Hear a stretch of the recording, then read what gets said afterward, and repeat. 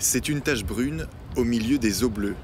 La sargasse, longue et épaisse, s'invite dans la sortie de ces kayakistes. Et là, l'été, quand on se rapproche de l'île Vierge, ça fait des grands tapis de plusieurs mètres carrés.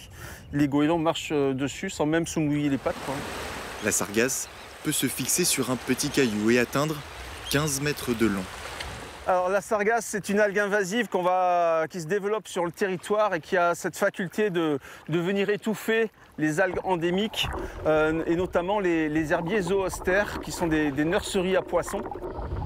À bord de son semi-sous-marin, Guénolé Marquier fait découvrir les trésors des fonds marins dans les abers, mais la vue s'est obscurcie à cause des sargasses.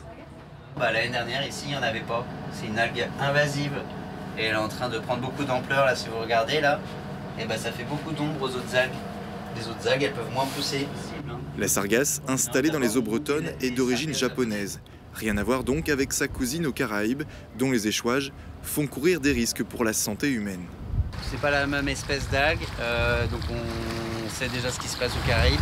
On sait déjà que ça ne se passera pas comme ça ici, mais on ne sait pas exactement ce qu'il se passera. Peut-être ça restera juste un danger à la navigation et que s'il y en a trop, on ne peut plus naviguer dans certaines zones. Et si c'est que ça, c'est le moindre mal. En plus d'être invasive, elle est coriace. La sargasse peut même s'accrocher aux hélices d'un moteur. Si rien n'est fait, sa prolifération à vitesse grand V pourrait ennuyer les plaisanciers et les professionnels de la mer.